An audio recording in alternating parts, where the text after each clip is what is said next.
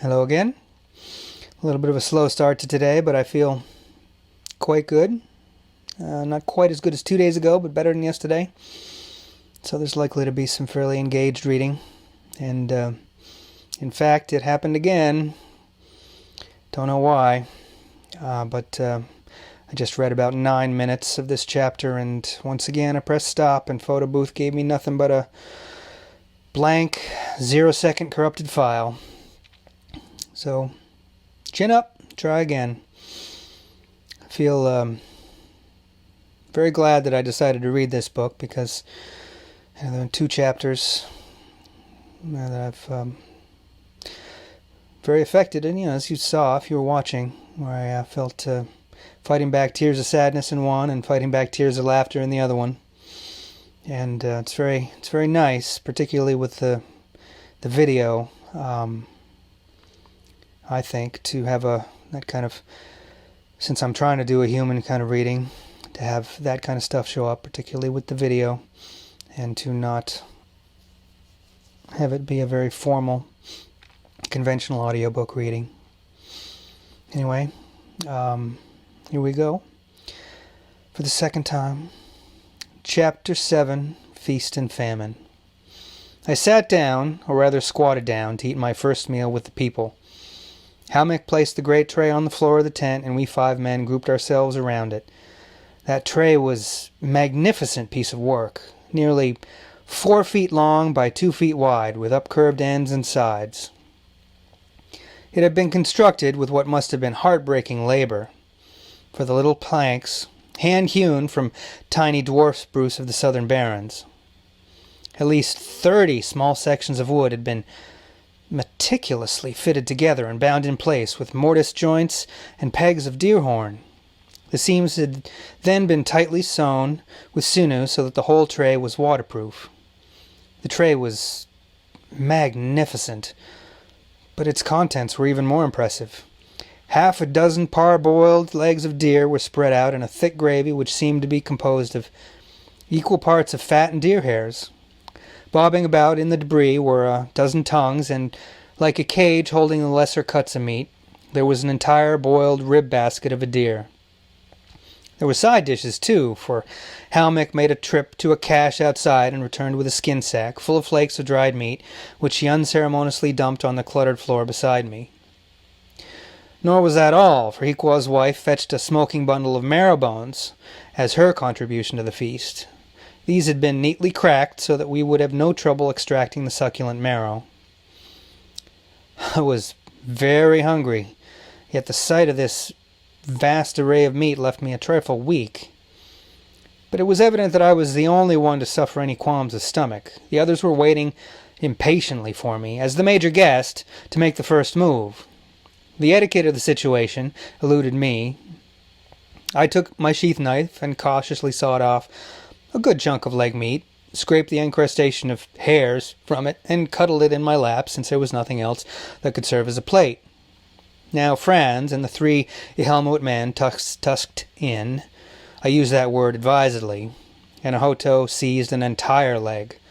Sucking the gravy from it with appreciative lips, he sank his teeth into the tough muscle, while with his left hand he held the joint away from his face, and with his right hand made a quick slash at the meat with his knife.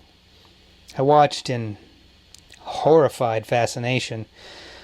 The sharp blade no more than cleared the tip of his broad nose, and he made his cut without even bothering to look where it was going. But the nose survived. The mouthful of meat was severed at the joint, and was chewed a time or two and quickly swallowed. Hiqua seemed to prefer the soup. He dipped his cupped hands in it, and then sucked up the greasy fluid with gusty relish, taking time out now and again to chew at a deer's tongue, which he dropped back into the soup to keep warm between bites. Well, that clip worked. 4.5 minutes or so. Maybe it's the time. I don't know. I'll let the other one go to about 9 minutes. I didn't reboot Photo Booth. Didn't reboot my computer. Every clip feels like a gamble, but sometimes gambling wakes you up. Alright. It struck me that I was being a little prissy. So I put my knife back in its sheath, took a deep breath, and seizing my meat in both hands, began to gnaw away on it. It was delicious. Then Utek, beaming with the pride of a good host, pressed me to try marrowbone and showed me how to tap it with a little rock so that the long, jelly-like piece of marrow dropped out intact.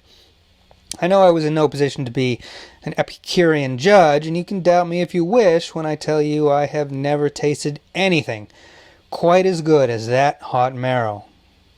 Fat, but not oily, it did not compare at all with the insipid beef marrow we know. In fact, it beggars all description, and it was wonderful. By the time I had begun to understand why the Ihalmuit Parkers were so badly matted, for they were pressed into service as table napkins and as bibs, a steady stream of juice and gravy trickled from Hiquaw's massive chin and was absorbed by the fur of his holiktuk. Try as I might, I couldn't entirely restrain a minor stream that was quickly saturating my flannel shirt. After a while, I thought, the devil with it, and gave up any efforts to divert the flood. Ihalmuit, who seemed to be constantly on the run, now reappeared lugging the great iron cooking pot I had seen outside, only it was no longer filled with meat. The dinner having been cooked, the pot was now doing duty as a tea billy, without benefit of intervening washing. We supplied the tea, of course, and the canny Ihalmuit had sought out the biggest vessel they owned to brew it in. Had there been a bathtub handy, the tea would have been brewed in it, for if the people have one uncontrollable vice, it is tea drinking. That tea was blacker and solider than any I have ever seen, and it was also fortified with the inevitable scum of deer hair and with odd bits of meat. But it was popular enough. Utek, who was rather a little man, filled and drank 3 pint mugs of it, stopping only for a burp or two between mugfuls. Then he ate a tongue and drank 3 more pints of tea.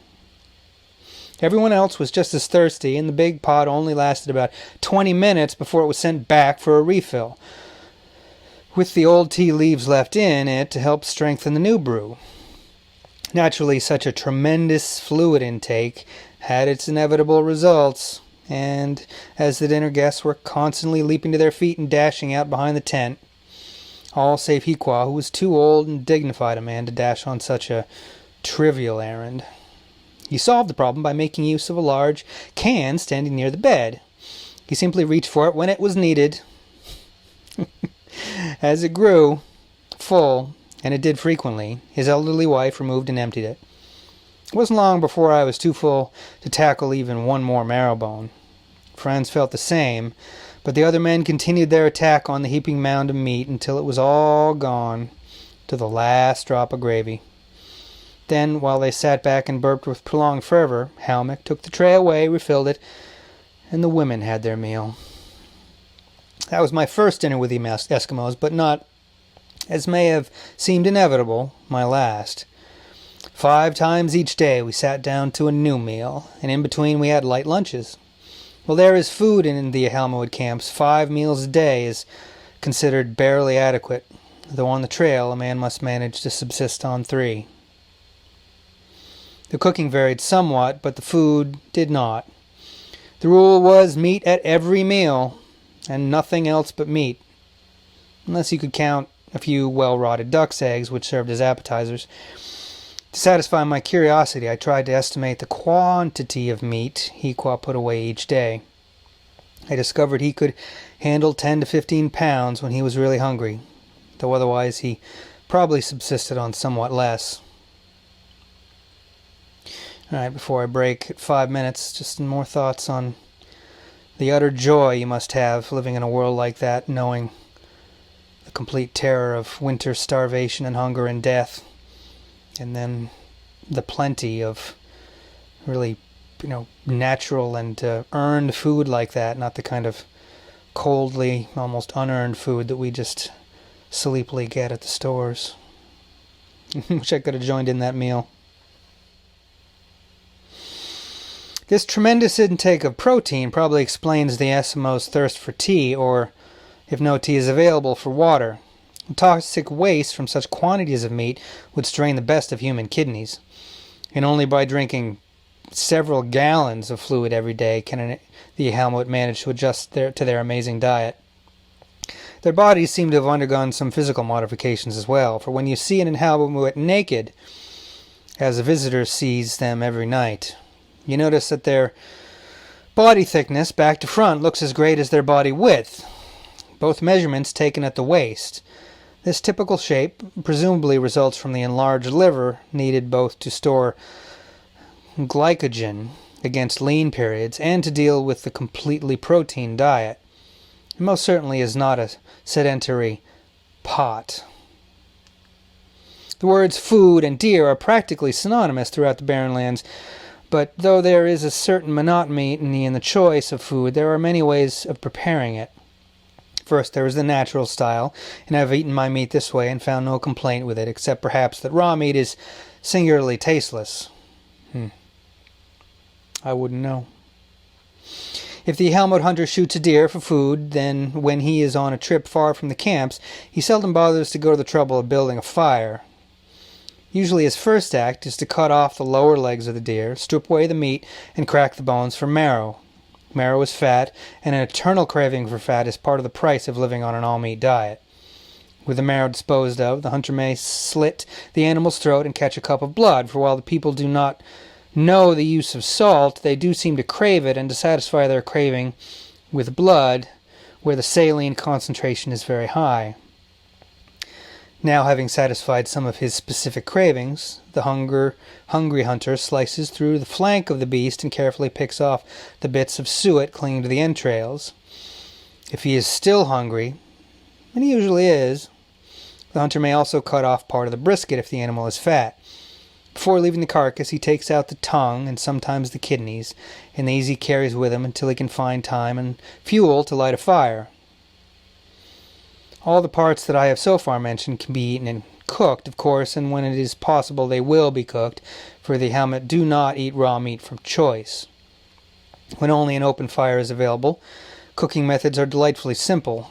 The roast is simply shoved into the coals and left there until it is well charred on the outside. Pulled out and scraped, the inner core is found to be well cooked to a depth of an inch or so, and this part is eaten. Then the roast is again pushed into the fire, and the process repeated until the bone itself is reached and the hot marrow is ready for extraction. When meat is cooked at camp, it is usually boiled, if fuel permits, for the soup is greatly loved by everyone. Originally, and not so many years ago, the Ihalmuit used great square-cut stone pots made of a kind of soapstone. These were filled with water and chunks of meat. Then hot pebbles were added to the water to bring it to a boil. It was a slow chore, and parboiling was usually chore enough, but now iron pots have been obtained in trade from the coastal Eskimos, and boiling meat is easier than it once was. Amongst the special boiled delicacies, I must mention fawn's head. Any deer head is good when boiled, but the heads of fawns are best of all. They are sometimes skinned before cooking, more often not, but the meat from them is the most delicious from the animal, and the fat is behind the eye is the best part of the head. Incidentally, when occasional fish are speared in summer, the boiled heads are again considered to be the choicest part. What a view of life and death and children in an animal that is often seen as it's almost like the caribou, the deer. They're almost like part of the tribe in a weird spiritual way. So strange to hear fawn spoken of like that. Nearly all of the caribou is eaten, one way or another. As you may have noticed, the steaks and roasts that we prefer don't often appear in the Ihalmuit menu. Usually the dogs get the rumps and thighs, for these parts of the caribou seem to be lacking in the specific nutriments that a man-eating man requires. The Ihalmuit believe that only by eating all parts of the deer can they achieve a satisfactory diet. I've often thought about this, talking with my Aunt Ginny, who was a nutritionist before she retired, and it's very conventional for us to think of meat as only one of the food groups. And my first reaction thinking about a diet like this is, you can't live on just meat. But I guess there it is. If you eat the whole animal, then I guess you can. So the heart, kidneys, intestines, liver, and other organs are greatly esteemed. and often eaten. There is a third way of using deer meat, and that is by preparing nipku, or dried meat. The Ihalmuit make this dish because it is a variation of an otherwise monotonous diet, and because it can be easily stored to tide them over times when the deer are not about. Nipku is made by slicing muscle tissue paper thin, then spreading it to dry on willow bushes near the camps. It looks and tastes like cardboard, sparsely sprinkled with icing sugar, and it is as tough as blazes, but an excellent trail food since it equals 5 times its weight in fresh meat. I like nipku, finding it as good as most Ihalmuit dishes, though I must admit to a certain indignation when a Hodo gave me a bag of it that was already in possession of a lively collection of fly maggots. Undoubtedly, the most important item of Ihalmuit food is fat. Amongst the coastal Eskimos, the supply of fat is limited only by the number of sea mammals that are killed, and blubber, that grossly overworked Arctic word, is obtained in immense quantities from seals, walrus, narwhals, and other aquatic mammals who build thick blankets of fat as an insulation against the cold of the Arctic seas. The coastal people have so much fat and oil available that they can meet all their dietary needs and have enough left over to heat and light their igloos and to cook upon. Well, they are lucky.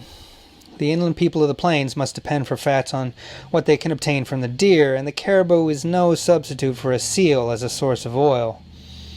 In the fall of the year, just before the rutting season for the bucks and just after for the does, the deer are in their best physical condition, and this is the only time of the entire year, that fat can be obtained from them in any quantity.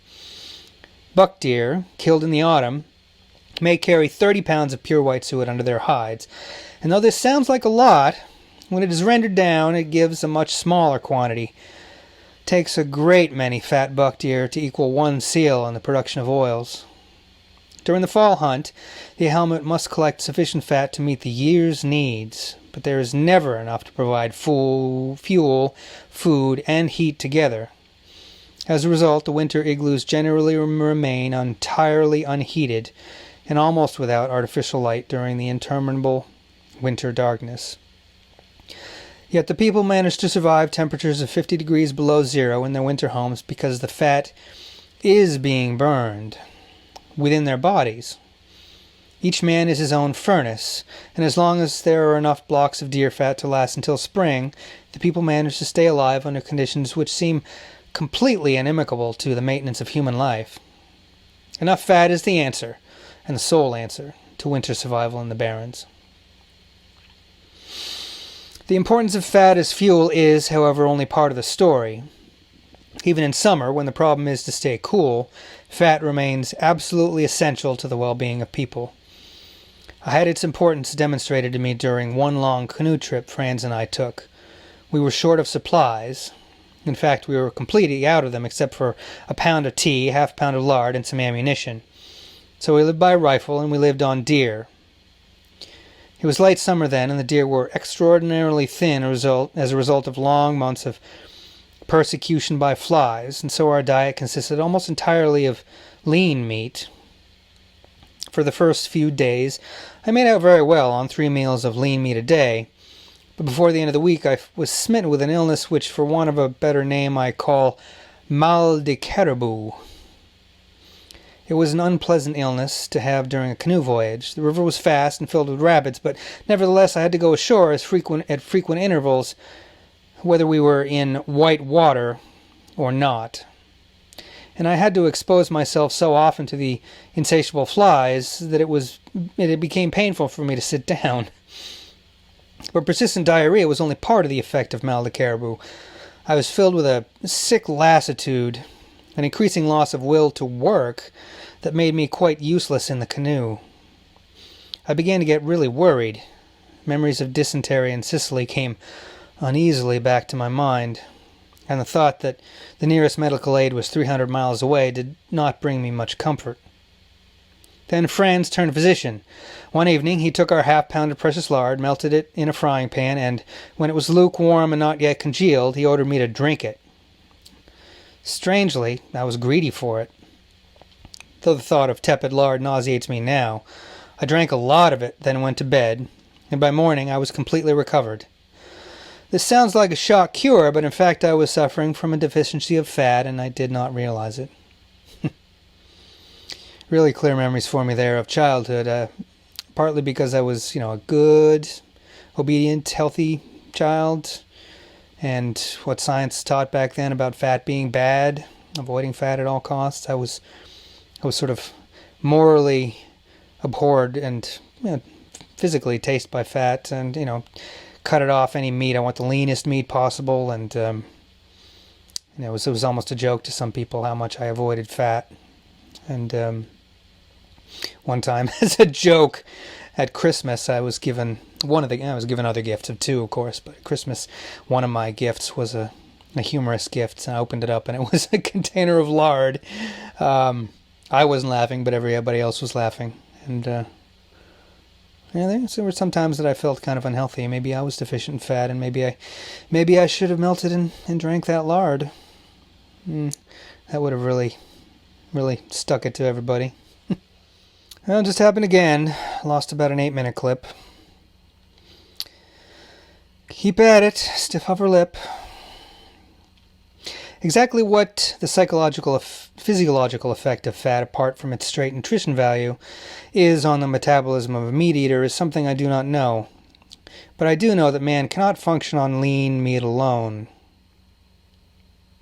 Perhaps there is an enzyme in fat which acts on lean meat in the digestive tract. Perhaps certain essential vitamins are present in the fat. Whatever the factor may be, it is clear that fat provides not only the large amount of calories essential to winter survival in the Arctic, but also some essential substance without which a meat diet is impossible. Of course, the Ihalmuit have always been aware of this, and it is their custom, winter or summer, to eat not less than a mouthful of fat for every 3 of lean meat. This is the ideal proportion, but it is not always possible to maintain it, and when fat becomes scarce, the Ihalmuit appear most susceptible to disease and show other symptoms of a greatly lowered resistance.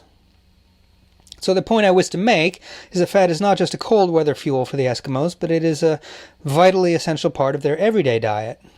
And this is a point which seems to have escaped the notice of those administrators who are entrusted with the well-being of the northern natives. At any rate, the current trend in the Arctic is to bring about the transition from native foods, and by that I mean animal or protein or fat foods, to the prepared foods of the white man, which are largely composed of starch. We do love our potatoes. I will have something to say about the appalling results of this policy later in this chapter. Probably the thought has occurred to you that the Barrens ought to be able to provide some variety from the eternal diet of deer meat. Perhaps the total reliance of the Ihalmuit on the deer may seem foolish, particularly when death by starvation can result from the limited dependence. Well, the Barrens are not given over to the deer alone. In the winter, a great number of Arctic hares move down from the northern fringes of the Barrens, and they make delicious and tender food. Then there are the ptarmigan, whose numbers are so great in the spring and the fall that the flocks may cover the hills like snow. With red heads, disembodied heads, if I remember the description from the earlier chapter. By Windy Bay, I believe it was called. The rivers and lakes are literally filled with whitefish, trout, grayling, and suckers, and these can be netted in quantity during the summer. Oddly enough, the Ihalmuit have no nets and have never used them, though they spear the occasional fish with the ingenious spear that is common to most Eskimo cultures. With their usual acumen, the authorities have seized upon this evidence of the remissness of the primitive mind. Obviously, they think the ignorant natives must be unaware of the untouched reservoir of food in the lakes and rivers. I think aware was probably a Freudian slip there, given that I've read the whole book. If they are so backward that they have not even learned to make and to use nets. So the authorities would supply nets and thereby solve the starvation problem in the Barrens. This plan was brilliantly reasoned out.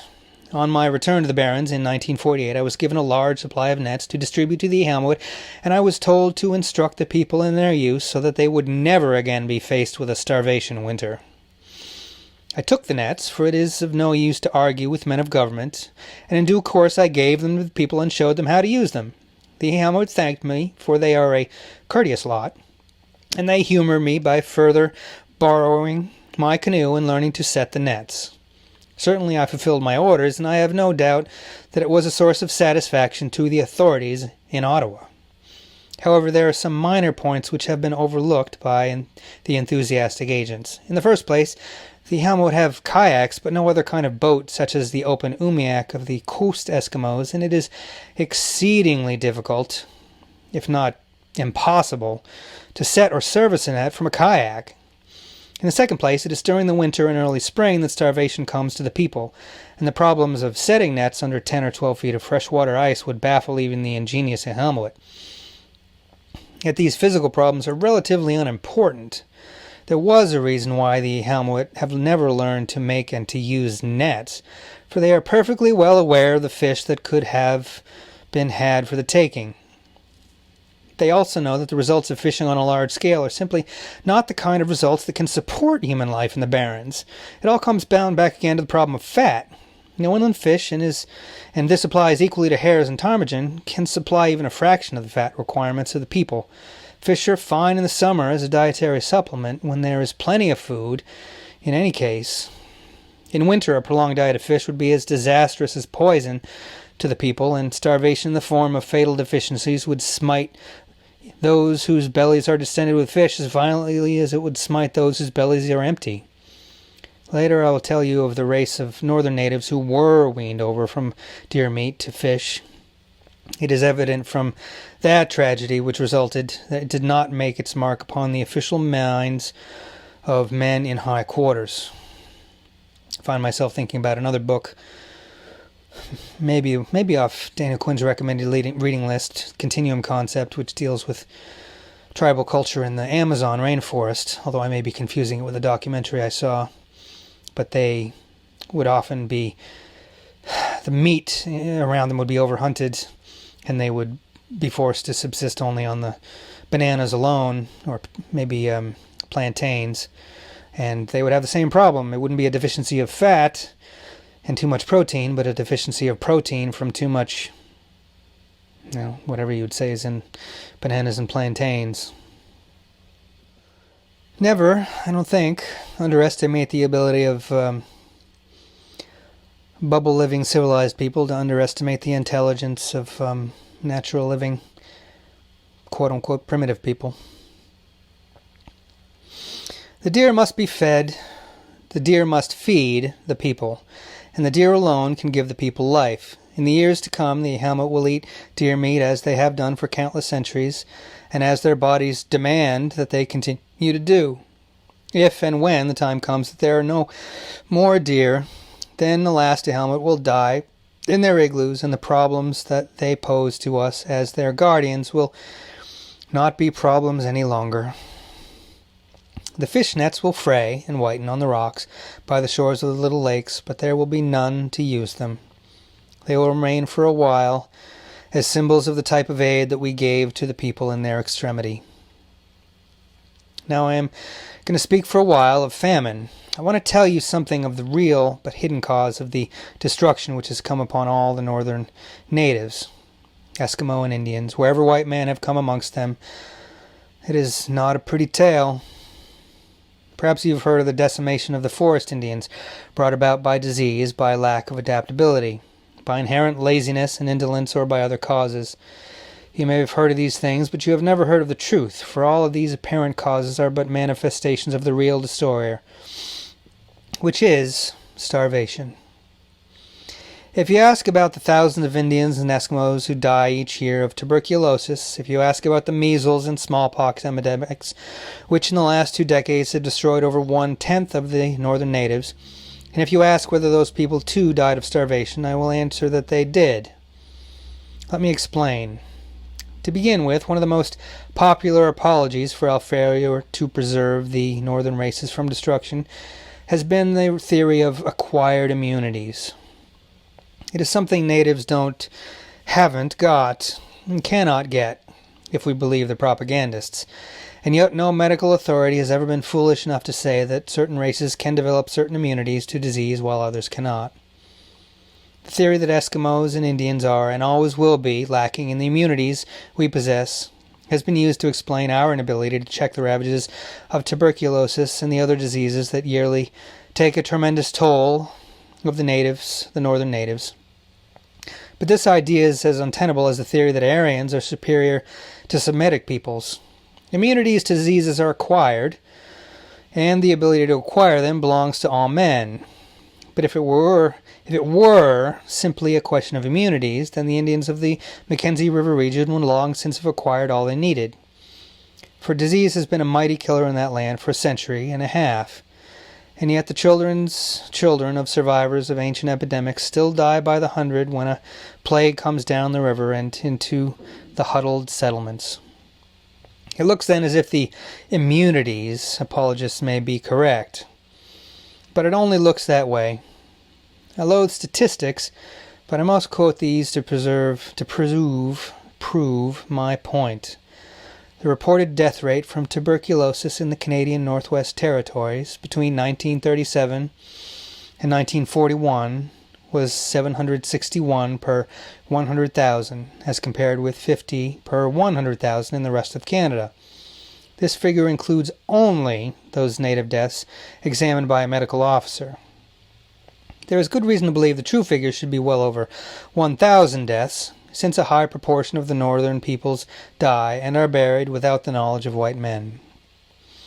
Now, tuberculosis has been present in this area for 150 years, and yet, oddly enough, the natives seem to have been quite unable to develop a resistance to it.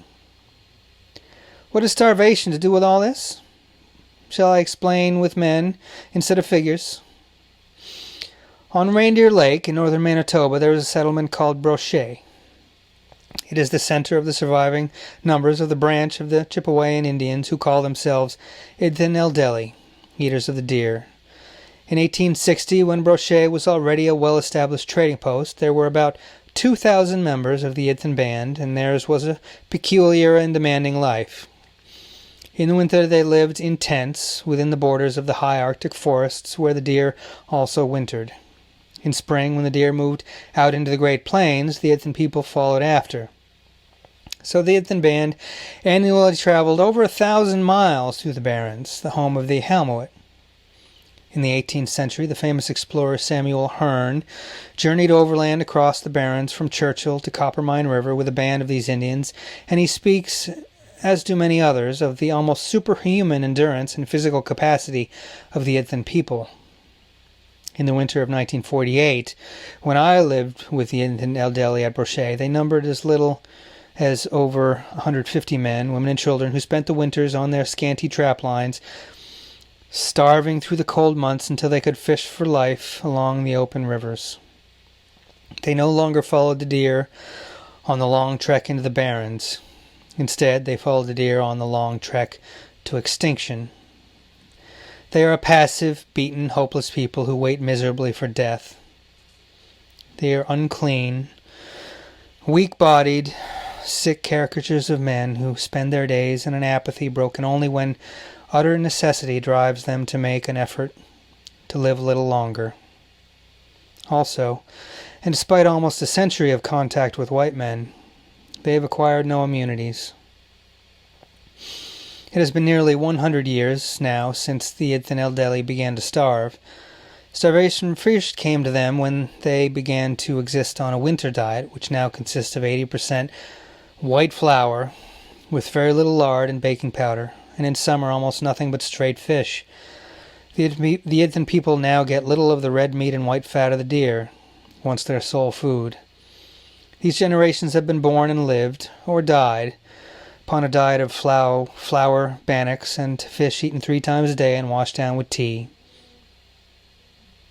Each of these generations has been weaker and has had less immunity to disease than the last. Some of the people died from outright hunger, with their bodies shrunken into hard bundles of dry skin, and with bones which showed startlingly clear through the parchment tissues.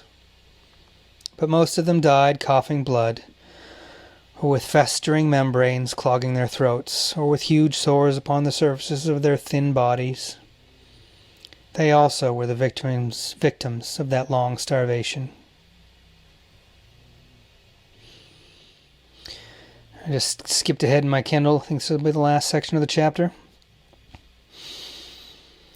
Before the opening of the trading posts, the people lived, as the Ihalmuit do, upon the deer. After Brochet was established by the Hudson Bay Company as a meat post, that is, as a point of supply where deer meat could be made into pemmican and sent out onto the prairies where the buffalo had already been destroyed and meat was scarce, the Indian people began to change their diet. They were encouraged by the traders to forego the summer trips out into the Barrens to live with and on the deer, and they learned to live instead on fish and on the handouts of flour given them on credit so that they would remain tied to the infamous debt system, which was and is the white man's way of trading with the natives. They were encouraged to slaughter the deer not for their own use, but for the meat trade, and on such a scale that the deer inevitably began to follow the buffalo. The Adeli were discouraged from eating the meat they killed, for there was no profit in that for the traders. There was profit in flour at $75 a sack. There was profit in sugar, baking powder, and an array of useless knickknacks. But there was no profit in the deer as food for the people. Also, before I forget about it, thinking back on the disease, there are some points that probably should be added. He's not a medical specialist. I think about stories of Native Americans prior to the arrival of Columbus in that great book 1491, and chronicles of just the mass die-off of natives when there were no Europeans living in the Americas. The first attempts to penetrate North America, and it was impossible because it was too filled with native settlements, and when they went away, the Europeans, and came back, and all of a sudden, as if by God's Christian magic, the continent had been emptied out by disease, and there hadn't been any change in the food at that point, but there was definitely a question of acquired immunities at that initial point. Yeah. Also makes me think of immunities and acquired immunities. Of course, thinking right now about COVID. It's maybe a bit of a topical reference. Who knows what COVID will be like if somebody's reading this 10 years, listening to this 10 years from now. And so today, disease, the fatal apathy which prevents men from looking into the uncertain future, and weakness of body which prevents man from defending himself against the approach of death, these three are present in the land, and they have one name, and that name is starvation. I can't remember if I might have read that already. Distracted thinking about 1984 and the way the party treats the poor proles. It's a similar kind of beaten down starvation, so there isn't enough energy or focus to think about rebellion, think about what the real problem is. There's only energy to think about the day-to-day problems. Such an overlap in the way that power beats down the majority that might overthrow it. The Indian people who have been tricked and bribed into abandoning the gift of the deer are passing quickly from the high forests. Each year the energy of men grows less and the hunters catch less fur. Each year more women cough their life's blood onto the filthy dirt floors of the wooden hog pens which their ancestors would have scorned. In the winter tents, with the sub-zero cold passing at will through the shoddy cloth of trade clothes instead of being kept out by warm caribou skin garments, the women mix flour and baking powder to feed the children, who may live till spring. In the summer the men lift the nets they have been taught to use, and the people eat fish each day, and then fall comes. They are impotent beings against the night of winter. It is true, such people as these cannot acquire our immunities, for starving bodies have no strength to repulse the onslaught of disease. The Indian people, who are but one of the many tribes in similar condition across the territories, are dying of starvation. Nor is it far from the silent campsite of the Indians to the tent of Utek, where I sat down to feast upon the meal he had set before me. Amidst the laughter and strength of people who have not yet reached the poverty of spirit and of mind which is now the birthright of the Adeli, the Ihalmuit still have a little way to go, for as yet the starvation they have known is only the direct death of famine, and though it has thinned their ranks, the hidden starvation that has come to the Indians has not yet destroyed the hearts of the Ihalmuit. Now that they have made our decision to aid the few surviving inland Eskimos, no doubt it will not be very long before they are brought to the same pass as those other eaters of the deer, for then there will be no eaters of the deer, and in a little while no people of the deer. Remember that I am talking in terms of the present and not of the past. When I was in the forests amongst Indians, I met a doctor who was sent in twice yearly by the authorities, and I spoke to him of the numbers of Indians who were dying of tuberculosis in that area. He replied by telling me he could do little for them. The hospitals were full, and anyway, the Indians did not seem to respond to treatment. But he pointed out with righteous pride that the government was spending hundreds of thousands of dollars building hospitals to cure the natives of their ailments across the north. I like a doctor thinking hospitals are the cure. Surely there is but one way to cure a man of the diseases which are the product of 3 generations of starvation, and that is to feed him. It is so simple an idea that I suppose I cannot possibly have real validity, or else it would have been tried long before this. But it does not greatly matter anymore, for soon there will be no mouths to feed.